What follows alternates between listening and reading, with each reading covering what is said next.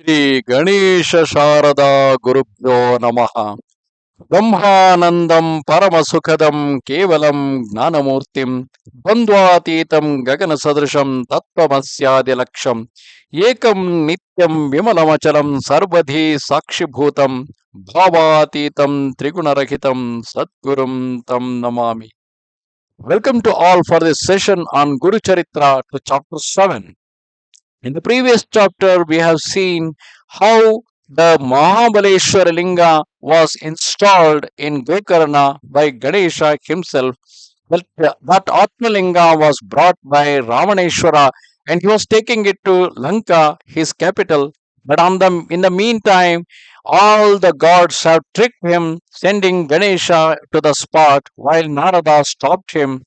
Ganesha took the form of a small boy in the hands of whom Ravana gave the linga, and after some time deliberately Ganesha put it on the ground so that it got installed in that spot. And then later Namadharaka asked, "O Swami, will you tell me who were benefited by visiting this holy place of Gokarna?" Sree Siddhamuni replied to him, "Just listen. Formerly there lived a brave king in the family of Ikshvaku. He knew all the Shastras. He was considerate, strong, and kind. Once he went to hunting and seeing a demon like a flame of fire, he aimed an arrow and the demon fell on the ground senseless. The brother of the demon wept bitterly in grief.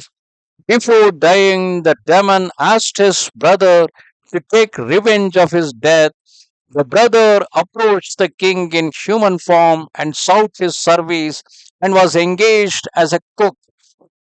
On the anniversary day, that's his Pitrakarma day, the king had invited rishis like Vasishta and others. When Vasishta and others were seated on their seats, the new cook served human flesh in the plate of Sri Vasishta. Being enraged, Vasishta cursed the king that he would become a Brahma Rakshasa. The king was also annoyed to see that he was being cursed for no fault of his. He therefore took water in his hand and intended to curse Sri Vasishta in return. In the meantime, Maharshi Madayanti hastened to the king and entreated and prevented him from cursing his guru. He requested him to pray Vasistha for worship or expiation, a blessing to nullify the effects of the curse. Being pacified, he poured the water in his hand on his own feet. Thereby, after being a Brahmarakshasa, he was called Kalmashapada. Madayanti bowed to Vasishta and prayed for Usha for the king. That means the end of the curse for the king. Vasishta was also cooled by this time. He assured her that the king would attain human form and return from the forest on completion of 12 years. Kalmashapada lived in the dense forest. Once he saw a young Brahmin couple passing by. He clasped the Brahmin youth with the intention of devouring him. The young wife of the youth wept bitterly and requested Kalmashapada with folded hands, saying, "Kindly release my young husband who is well versed in Vedas. Thus give me my Saubhagya. By doing this, you will add to your virtues. Treat me as your daughter. If I beget a son, I shall give him your name." But the demon, not listening to her, and killed the youth and ate his flesh. The wife of the youth collected the bones of her husband, arranged a pyre, and set fire to it. Before burning herself in the same fire, he cursed the demon. "You will die instantly when, after 12 years, if you become king and if you touch your wife, you will going to die." King returned to his city after 12 years. He told his wife Rani Madayanti all about the curse of the Brahmin's wife. Madayanti was much grieved to hear it. She exclaimed, even after staying in the forest in hardship for 12 years, you are not relieved of the evil effects of your evil actions. There is one no son in our family. What should we do now? The king called the old priest and told him, I killed a Brahmin when I was a demon and was staying in the forest. How can I be relieved of its evil effects? The priest then said, you should visit all the holy places and then all your sins will be wiped off. The king then started to visit all the holy places one after the other. He performed sacrifices, gave money in charity, served meals to the Brahmins and the poor, and did other virtuous acts. Still, the sin of Brahmahatya was following him like a shadow. Accidentally, he met Gauthama Muni. He bowed to the Muni respectfully. Then respectfully, Gauthama asked, when you have your own state, that is kingdom, why are you wandering from place to place and why are you so much worried? I have committed, the king replied, saying, I have committed Brahmahatya. I performed sacrifices and several vratas. I visited holy places and did virtuous acts. Yet I am not relieved of this sin. I am fortunate to see your holy self today. Gautama said, you need not worry. Sri Shiva will protect you. You should go to Gokarna to get rid of this sin. Mrityunjaya, the conqueror of death, Sri Shiva always stays there. Though through the fire and the moon can do away with the darkness of the night, that there is necessity of the sun. Similarly, though your sins are not wiped off even after going to several holy places, still if you go to Gokarna, all your sins will be destroyed. Even if you have committed 1,000 Brahmahatyas, all will be destroyed and you shall become sinless. Even Vishnu and Brahmadeva lived there for penance and their desires are fulfilled. Gokarna is like Kailasa and Sri Shiva stays there. At the instance of Sri Vishnu, Sri Ganesha installed this Shiva Linga. All the gods, demons, rishis, munis, siddhas live and worship Sri Shiva and thereby they attain all the four valors, that is Purusharthas, with the blessings of Sri Shiva.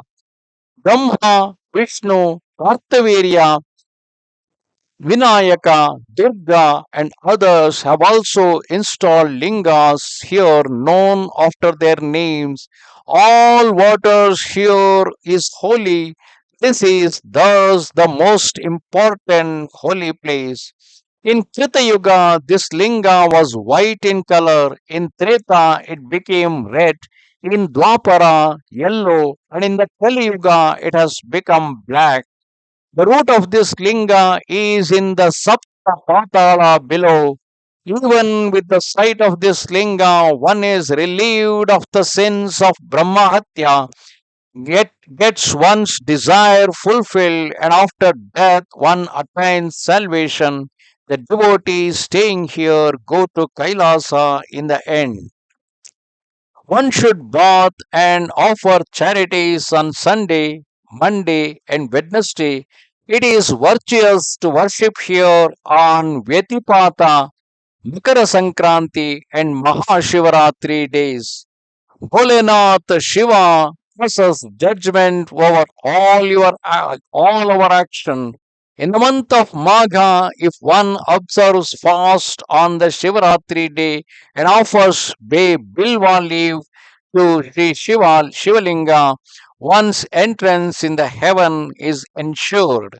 Gauthama Muni further said, so many have been benefited by visiting Gokarna. I myself have witnessed a most wonderful incident when I had been to that place. When I was sitting under a tree, I saw a leper Shudra woman.